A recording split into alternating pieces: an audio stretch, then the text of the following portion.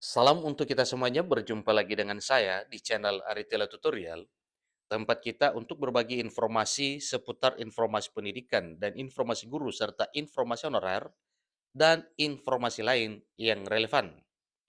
Pada pertemuan ini, saya menyapa seluruh Bapak Ibu honorer senair yang selalu setia melaksanakan tugas tanpa mengenal lelah dalam melaksanakan kegiatan pelayanan publik di instansi pemerintah pusat, demikian dengan instansi pemerintah daerah.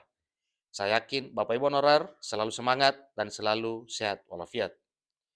Informasi terkini saya bagikan kepada Bapak Ibu honorer terkait dengan apa yang disampaikan oleh Badan Kepegawaian Negara. Satu penjelasan dari Badan Kepegawaian Negara atau BKN soal suket pendaftaran P3K 2023. Honorer jangan salah kaprah. Ini info terbaru Bapak Ibu per Selasa 26 September 2023. Nah, untuk seterusnya, mari kita simak bersama apa penjelasan BKN soal suket pendaftaran P3K 2023. Untuk itu, jangan lupa dukung channel ini dengan cara like dan subscribe, share, dan komen, serta nyalakan tombol notifikasinya supaya semua informasi yang disalurkan melalui channel ini selalu update di layar Bapak Ibu. Tanpa basa-basi lagi, langsung pada informasinya. GPNN.com Jakarta memuat satu informasi terkait dengan penjelasan BKN mengenai suket pada pendaftaran P3K 2023. Honorer yang tidak punya formasi di instansinya pusing tujuh keliling. Mereka ingin mendaftar P3K 2023 di instansi lain, tetapi bingung menuliskan surat keterangan atau suket kerja. Inilah persoalannya yang dihadapi saat ini. Ini teman-teman bingung mau pakai suket dari pimpinan instansinya, tetapi instansinya nggak buka formasi P3K Teknis 2023. Ini kata Kasmun, pengurus Forum Honorer Kategori 2 Indonesia Sulawesi Tenggara, kepada gpnn.com pada hari Selasa 26 September 2023. Jika meminta suket dari instansi yang dilamar, lanjut Kasmun, tidak mungkin diberikan sebab mereka belum pernah mengabdi di instansi tersebut. Merespon hal tersebut, Deputi Bidang Sistem Informasi Kepegawaian (SINKA) Badan Kepegawaian Negara (BKN) Suharmen mengungkapkan kalau seorang honorer di instansi A mendaftar di instansi B, maka posisi yang bersangkutan sebagai pendaftar umum. Ingat Bapak Ibu ya, apabila honorer di instansi A mendaftar di instansi B, maka posisi yang bersangkutan sebagai pendaftar umum. Artinya, satu harapan hilang yaitu ditiadakan afirmasi. Jadi mereka bukan masuk kategori khusus. Kategori khusus ini untuk honorer yang berhak mendapatkan afirmasi.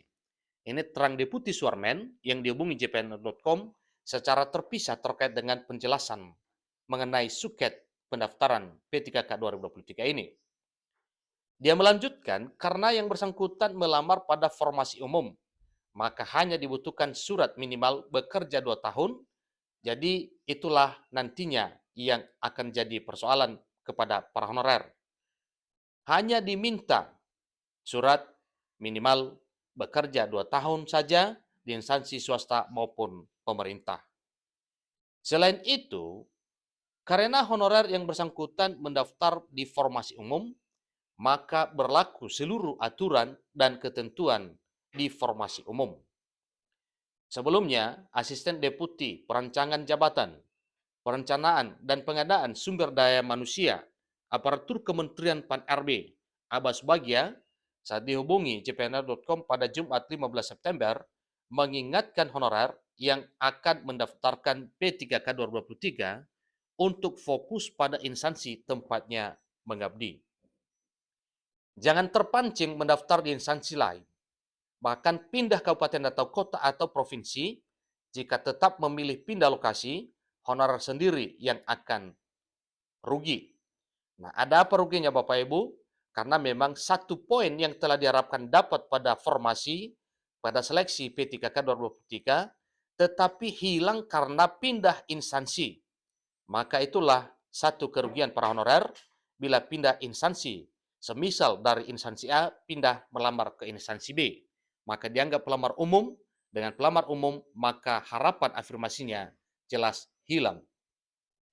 Seleksi P3K 2023 baik guru, tenaga kesehatan, dan tenaga teknis untuk pelamar honorer hanya bisa melamar di instansi yang bersangkutan bekerja. Ini kata Abah Subagia sebagaimana penjelasan yang telah disampaikan. Jadi bagaimana bila tempat honorer mengabdi tidak buka formasi? Abah mengungkapkan tidak usah khawatir. Honorer bisa melamar di tempat lain, masih dalam satu daerah kewenangan yang sama, dengan catatan masih satu instansi. Selain itu, harus tetap relevan dengan jabatannya. Dia mencontohkan guru honorer di Kabupaten Malang. Instansi tempatnya bernaung adalah Dinas Pendidikan Kabupaten Malang. Guru honorernya mengabdi di sekolah SD Negeri A misalnya, tetapi tidak ada formasi. Namun di SD Negeri B atau SMP Negeri A punya formasinya dan relevan dengan jabatannya, maka yang bersangkutan bisa melamar di antara dua sekolah tersebut. Namun, Abah mengingatkan, bila sekolah yang dilamar itu ternyata ada pelamar prioritas dan honor kategori 2, maka yang diprioritaskan adalah honorer di sekolah tersebut terlebih dahulu. Tentunya, yang disebut dengan pelamar pendatang, misalnya dari A ke B, maka itu akan dikemudiakan sebab ada honor prioritas dan honor kategori 2 di daerah yang dituju sebagai tempat pelamaran. Namun Abah mengingatkan lagi, bila sekolah yang dilamar itu ternyata ada pelamar prioritas dan honor kategori 2, maka yang diprioritaskan adalah honorer di sekolah tersebut didahulukan. Prinsipnya, kalau masih satu instansi, masih bisa, cuma harus tetap relevan dengan jabatannya. Dan mereka nanti jadinya bersaing antar honorer sendiri, terangnya. Lebih lanjut dikatakan oleh Abah, Kemenpan RB sudah menerbitkan regulasi untuk pengadaan P3K guru, P3K tenaga kesehatan, dan P3K tenaga teknis, ditambah dengan calon pegawai negeri sipil atau CPNS. Khusus honorer, lanjutnya, Kemenpan RB sudah memberikan afirmasi sesuai ketentuan 80% formasi harus diisi oleh honorer. Oleh karena itu, di setiap regulasi pengadaan P3K ada pemberian afirmasi baik untuk honor kategori 2 maupun tenaga non-aparatur sipil negara lainnya. Namun ada ketentuannya di mana afirmasi diberikan jika honorer melamar di instansi tempatnya bekerja. Artinya, melamar formasi di daerahnya sendiri, di tempat kerjanya sendiri, di instansinya sendiri. Maka oleh pelamar tersebut berhak mendapatkan afirmasi.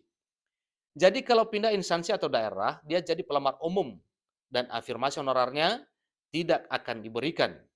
Sebab yang tahu kondisi honorarnya adalah instansi masing-masing, tegasnya. Dia menyadari jumlah formasi P3K 2023 tidak sebanyak dengan jumlah honorer.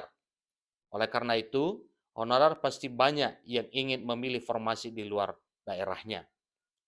Namun, dia mengingatkan untuk tidak melakukan hal tersebut. Sebab pengangkatan P3K dari honorer ini sebenarnya untuk menyelesaikan tenaga non-ASN yang tersebar di seluruh daerah. Kalau mau melamar formasi di luar instansi atau lintas daerah bisa saja, tetapi melalui jalur pelamar umum.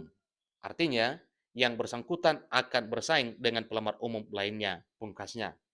Itulah informasi terkini Bapak Ibu, apa yang dijelaskan oleh informasi ini, sebagaimana yang telah disampaikan, agar hati-hati dalam hal melamar P3K 2023, supaya harapan untuk pemberian afirmasi yang juga ini adalah satu penentuan kelulusan karena memang ada bonus nilai. Ingat Bapak Ibu bahwa pindah instansi itu sangat beresiko. Namun keputusannya kembali kepada pribadi Bapak Ibu honorer yang akan melamar formasi P3K di daerah mana sesuai dengan pilihan hati nuraninya. Demikian, sampai ketemu pada informasi berikutnya. Semoga bermanfaat. Terima kasih.